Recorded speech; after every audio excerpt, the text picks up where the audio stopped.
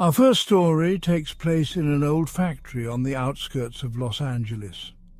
The factory, which manufactured automotive parts, was known for its grueling night shifts. Many workers reported strange occurrences, but their concerns were often dismissed as mere fatigue or overactive imaginations. Jake, a young and hard-working employee, had just started the night shift. He was eager to make a good impression and earn some extra money. The factory was large and eerily quiet at night, with only the hum of machinery and the occasional clang of metal breaking the silence. One night, while working alone in a secluded section of the factory, Jake heard a faint, eerie melody playing. It sounded like an old Linkin Park song, but distorted and unsettling. Following the sound, he found an old dusty radio in the corner of the room, playing the haunting tune.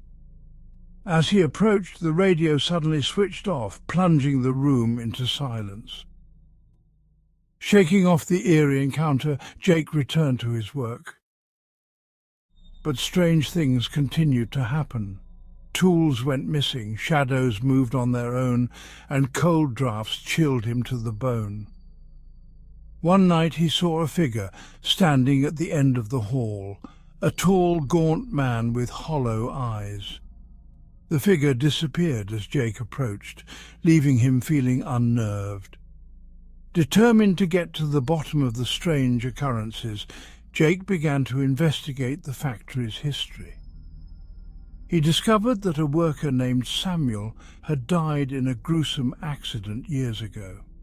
Samuel was known for his dedication to his work and his love for music, often playing his favorite songs during his shifts. Jake realized that Samuel's spirit might still be lingering in the factory, unable to move on. He decided to communicate with the ghost, hoping to find some peace. One night, he brought an old record player and played one of Samuel's favorite songs. As the music filled the room, the temperature dropped and the ghostly figure of Samuel appeared. Samuel's spirit seemed calmer, but Jake could feel a malevolent presence lurking in the shadows. The spirit of another worker, a man named Thomas, who was jealous of Samuel's dedication and had sabotaged his equipment, leading to his death.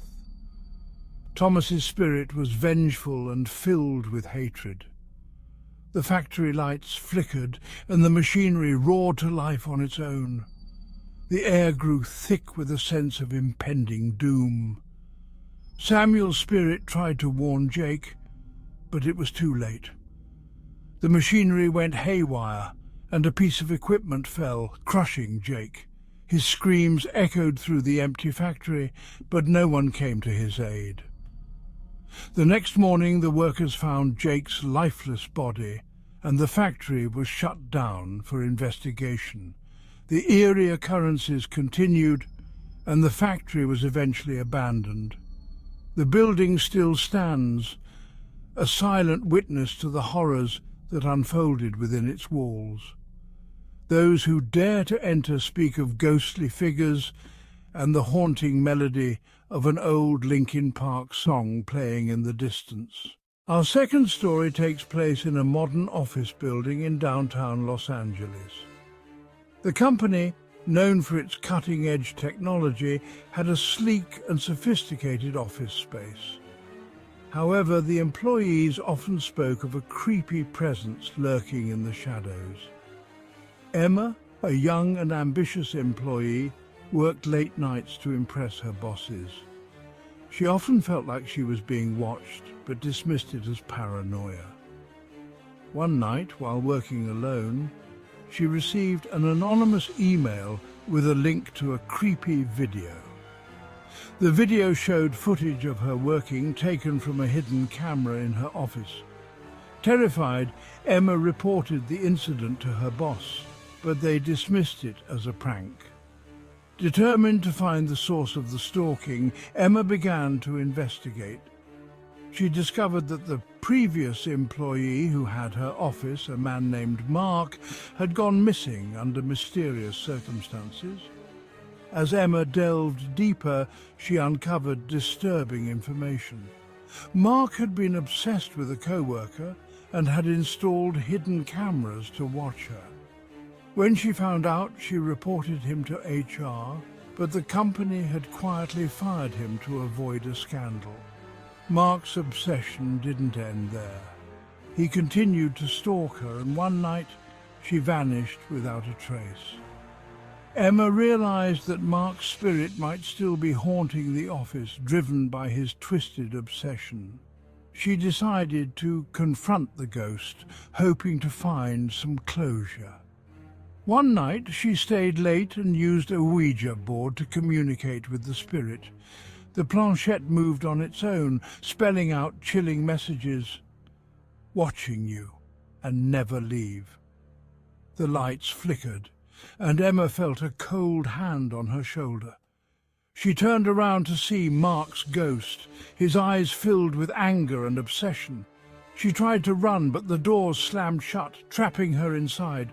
The ghostly figure advanced, and Emma felt a crushing pressure on her chest. Her vision blurred, and she collapsed to the floor. The next morning, the cleaning crew found Emma's lifeless body. The office was shut down for investigation, but no evidence of foul play was found. The company relocated to a new building, but the eerie occurrences continued. Employees reported feeling watched and receiving anonymous emails with creepy videos. The old office building remains abandoned, a dark reminder of the horrors that unfolded within its walls. Those who pass by at night speak of ghostly figures and the feeling of being watched, a chilling testament to the stalker in the office. Our third story takes place at a construction site on the outskirts of Los Angeles.